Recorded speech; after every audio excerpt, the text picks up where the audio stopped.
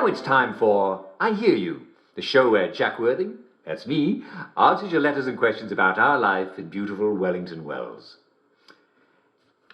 This one is from Richard Starkey of Biddleston Road. Dear Uncle Jack, is it true there are blind albino mole people living beneath our fair city? That's what my friends say. I thought I saw one too, but I wasn't sure, as we'd all had a bit too much to drink, and my memory, of course, is a bit fuzzy. Dear Richard, of course there aren't mole people. This isn't London. There are no ancient catacombs or old bomb shelters underneath our streets, and of course the Wellington Under is completely blocked up. Human beings have not suddenly grown claws to make their own tunnels through the dirt, thank goodness. What an imagination your friend has. Now, of course, there are the poor benighted wastrels in the Garden District, which is reason enough not to go there if you need a reason. Not to mention the unexploded bombs, the rusty scraps of metal, and holes that you can fall into. And I don't need to tell you about how dangerous it is outside the walls. I wouldn't even think about going there. But you can be perfectly sure that absolutely no one is moving around underneath the pavement. Well, I'm glad that's settled. This one is from John Lydon of Benwell Road. Dear Jack. Well, I guess he isn't the sort of fellow to cry uncle, Mr. Lydon? Dear Jack, there's a stranger in my house who looks just like my wife. And she says she's my wife too. What has been done with my real wife, and who did this to me? Your help is much appreciated in this matter. Well, it looks like Mr. Lydon has been experiencing one of the odd side effects of joy. Now, it does happen from time to time. It's called Capgras delusion, and it's not unheard of. Mr. Lydon, if you're listening, go see a doctor. They may be able to adjust your dose or give you an analogue. And if anyone who's listening that actually knows Mr. Lydon, who lives on Benwell Road, do inform a nearby doctor that Mr. Lydon might need a visit. I'm sure everything will come out roses. And remember, by the way, don't hesitate to go see your doctor if you need any medical attention. They'll fix up that cut right away. And they always check your joy level and make sure that it's where it should be. Good.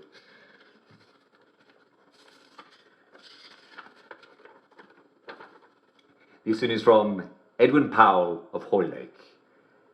Dear Mr. Worthing. Oh, Edwin. Let's be friends, shall we? Actually, I'm just going to edit this one a bit. Dear Uncle Jack, I was cleaning out my garage and I came up with a big pile of newspapers from the war. Yes, well, I'm not going to read the rest of this letter because I know exactly what you should do. What do you do with a bunch of old newspaper? Well, it's the perfect thing to use to light a fire in your fireplace. The older and drier the paper, the better. Now, I wouldn't recommend using it to wrap fish. First of all, because, well, I haven't seen a fish in years. And second, because you're not a fish shop. And third of all, the paper does get a bit crumbly and you don't want that on your food. So just burn it all up on a cold night and you'll be glad you did. Yes, what a strange bunch of letters we have today. I'm wondering if we ought to quit while we're ahead. No, all right. We'll give it one more go, shall we?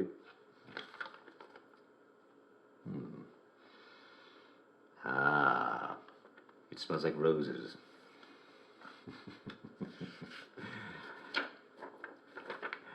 Dear Uncle Jack. Yes, I forgot to mention who it's from. This is a... Take another whiff. Yes, definitely roses. I wasn't mistaken. It's from Susan Jane Ballion of Chislehurst Vicarage. And she writes, Dear Uncle Jack, I keep getting lost in my own neighbourhood. I've lived there all my life, but lately it seems like they're moving the buildings around on me. It's most disconcerting. I'm not old or anything, and I haven't been hit on the head, at least not that I remember. They're not actually moving the buildings, are they? That's what she asked. Dear Susie. May I call you Susie? I think it suits you. Dear Susie, I'm glad to say that you clearly are taking your joy. Joy is what helps us forget the past and move into the radiant future. And getting lost is just a mild side effect. Fortunately, there's an easy solution. Carry a map. Actually, in fact, carry one in each pocket. That way you don't have to remember which pocket your map is in. You know, I'm so delighted when I can so easily help a listener. And here we are. Yes, I'm afraid we've come to the end of our time. Tune in again tomorrow for more advice and news from our listeners and watchers. This is Jack Worthing saying cheerio and on with your day. See you soon.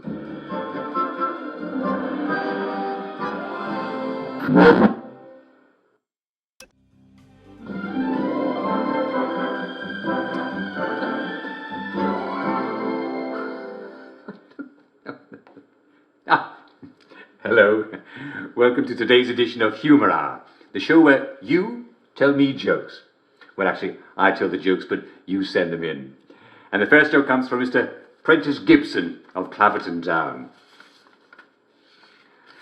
Mr. Gibson says, what do you call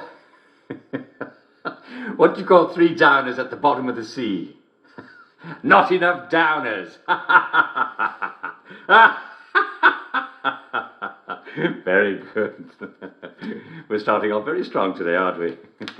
This one is from Brian E. Ditton of Collier's Lane.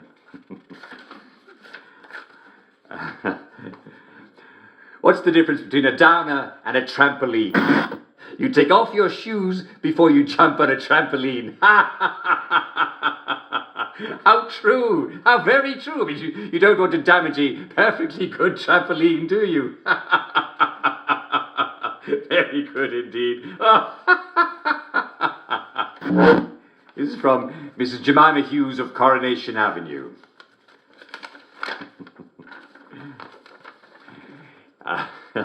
And her joke is, if you see a drowning downer, what do you throw him?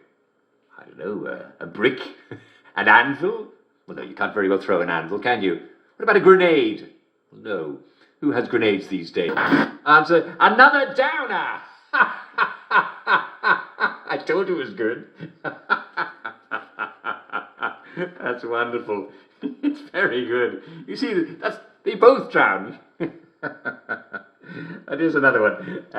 How do you save a drowning downer? Answer, who cares? Very good. Lovely jokes. Lovely jokes today. Very funny indeed. And here's one from, not that one, no, this one here. It's from Clive Pritchard of Sladebrook Road. Mr. Pritchard, what do you have for us today? Question. How is a puppy like a mortally wounded downer? Answer. Eventually they'll both stop whining. Oh, Mr. Pritchard, you're quite the character, aren't you? Oh. You know, I miss my dog. What am I saying? I don't miss anything at all. I've got it all right here. Let's see what else we've got. Yes, we have something from our dear friend and faithful contributor, Mr. Persky Blackyang.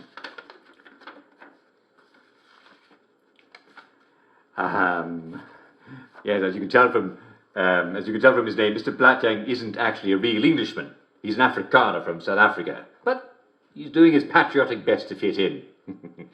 So, what do you have for us today, Mr. Blackyang? Question. How is a downer like an apple? Answer. They both look good hanging from a tree. I'm not sure I get it. Oh, I see. Yes, very good. Hanging from a tree. And here's another one. What's the difference between a downer and a black plague? Well, one is a deadly organism that can destroy an entire city, and the other is a bacterium. Oh, very good. Well, I think it's going to be hard to top that one, but we must slog on, eh? It's one of our greatest English virtues. I have one here from Mr. Thomas Henchley of Longbottom Circle. What have you got for us, Mr. Henchley? Question. Why do we bury downers 20 feet underground? Answer. Because deep down, they're really nice people.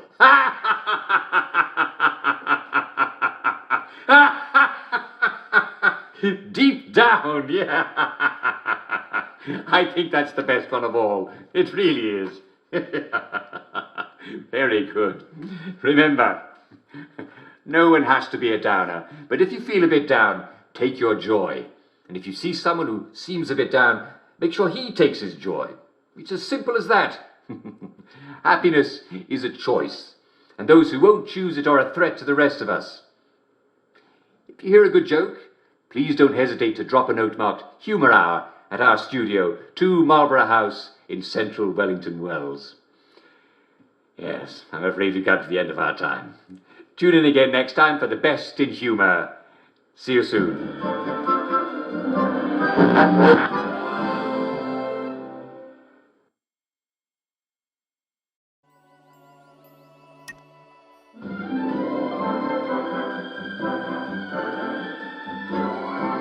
And now it's time for I Hear You, the part of our show where Jack Worthing, that's me, answers your letters and questions about our life in Wellington Wells. And my first letter is from Mrs. Emily Cluley of Falkland Road. Dear Uncle Jack, I adore your show and thank you for answering my question. I have a big Victorian bed that my husband inherited from his grandmum, but most nights he crawls off to sleep in the small bedroom in the small bed we have there. He promises that it's not because I snore, but he won't say why he does, and I'm not sure he even knows. He seems a little sad. What should I do? Dear Emily, may I call you Emily? Your letter is quite touching. You know the answer, don't you? Yes. You see, if he seems a little sad, there's only one possible answer. He's off his joy of it, isn't he? Yes. You must encourage him to take his pills, even if he seems a bit defiant. Take him to a doctor. There's no sense in sleeping in a rickety little bed in a small room when you can sleep in a proper English bed in a proper master bedroom. And quite frankly, even if you did snore, if he's taking his joy, then he should sleep soundly regardless. Just make sure he falls asleep before you do, and you both should be fine. Thank you for writing, Emily, and do keep me posted about your progress. Well, that was a bit of a dreary letter, wasn't it? I'm sorry. Forget I read it, will you? Let's take a look at another one, shall we? This one is from Mrs. Purdy Robbins Handley of Oldfield Park. Dear Uncle Jack, my husband won't take off his happy face at home. He won't even take it off in bed. Is that healthy? He says he has nightmares if he takes it off, but it's a little creepy, in it. She actually wrote in it. And she says, I mean, he could be anyone. Well, Purdy, are you sure he actually is your husband? Well, you can't be too careful these days, can you?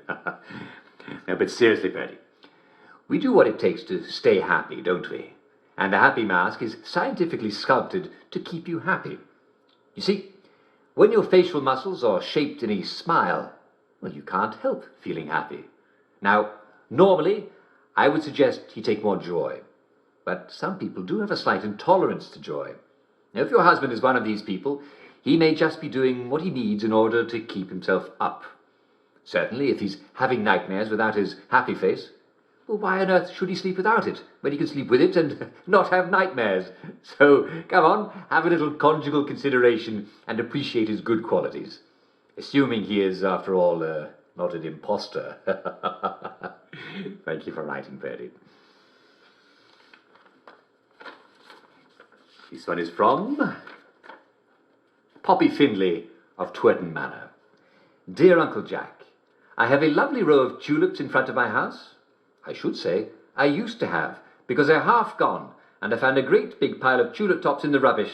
Has some animal come and eaten half my tulip bulbs? Is it a badger? How can I catch it and eat it? Well, Poppy, I'm sorry to tell you it's extremely unlikely that you have a badger, given that the tulip tops were placed in the rubbish. I think that you might actually be dealing with a hungry human. Did you know that you could eat tulip bulbs?